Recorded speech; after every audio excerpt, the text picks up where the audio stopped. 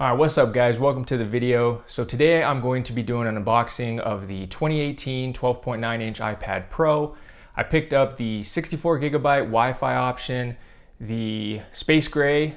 I'm not going to go into all the technical specs right now. There's plenty of other YouTube videos that you could check that go over kind of all the specs. I'll probably save that for a later video once I do a more detailed review after I've kind of been able to play around with it a little bit. So yeah, today I'm just going to basically be doing a quick unboxing video and then give you some of the reasons why I picked up this iPad Pro in August 2019. So let's go ahead and get right into the unboxing.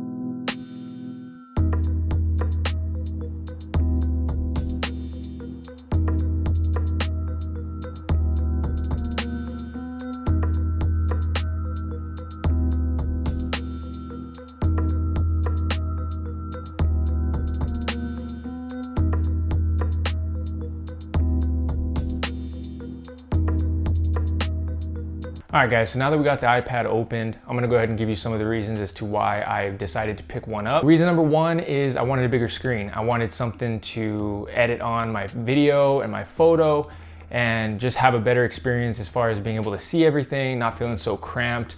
Right now all I use is my iPhone 7 Plus. You know, I can make it work, but it's not ideal. So I just kind of wanted to have a bigger screen and kind of make the experience a little bit easier. Number two was the sale price. At Best Buy, I was able to pick this up for $7.99, which it typically runs for $9.99. So $200 off, 20% off. I just didn't feel like I could pass that up, and I've been looking at the iPads for a while. Number three is the power. So I've seen a lot of videos. I've seen a lot of people on YouTube being able to edit 4K on their iPads. I'm actually able to edit 4K on just my phone, which is two processors-ish behind what the iPad has right now. So I just wanted to be able to have a device that I could edit 4K on without having to, you know, create optimized media or use proxy files or anything like that. So I definitely do like the power of the iPad. Another pro is portability. So portability wasn't that big of an issue for me right now. I wasn't looking into that being kind of a real deciding factor why I would pick one up. But I do like the idea of being able to edit, you know, on my desk here in the studio, or you know, in bed, on the couch, in a coffee shop, you know, on a plane. So just being able to have that portability is a major plus, but I wouldn't say it was a number one deciding factor. And so the iPad is actually going to be a laptop replacement for me. So the only other computer that I have right now is a 10-ish year old HP laptop that I was using when I was in college.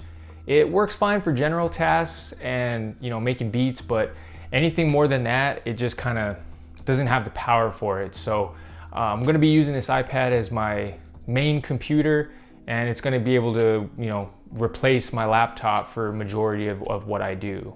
It's actually cheaper than a lot of alternatives I was looking into. So the 13-inch MacBook Pro, the base entry-level model, comes in around $11.99.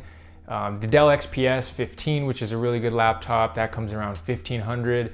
The iMacs, the one that I would be looking at that has, you know, good specs and you kind of get more for your money, would be around like $1,400, $1,500, $1,600. Then roughly around $1,000 if I was going to want to build my own computer from scratch. So I liked the somewhat budget option of the iPad being a little bit cheaper than those alternatives, so that was another major plus.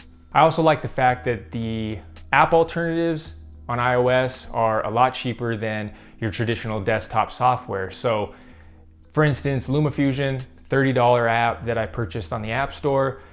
Final Cut is what, $300 if you purchase that program, and then Adobe Premiere, which you have to pay like $20 a month subscription to in order to use.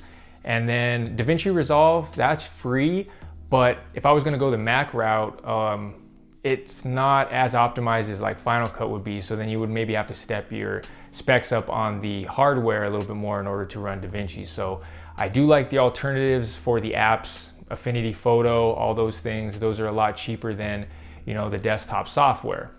I also like the creative workflow that you can get with the iPad. You know, you use the Apple Pencil. It's a little more intuitive. It's not your traditional mouse and keyboard that you would find on most computers. It just kind of, I don't know, it gives a different kind of flow. You can be a little more creative with it.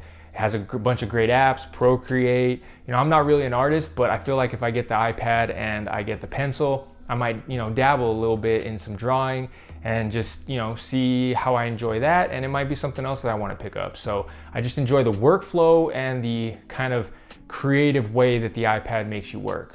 And finally, with the upcoming iPad OS release for the iPads, it's going to add a lot more functionality to the iPad. You're going to have a better file manager. You're going to have external storage support, which is going to be huge. It's just going to bring a lot of new features that kind of make it more, you know, of a laptop, you know, computer experience. So for what I do, for what I need it for, it's going to work perfect. I don't need it for a whole lot more than what it can offer. So those were kind of some of the reasons I decided to pick up the iPad.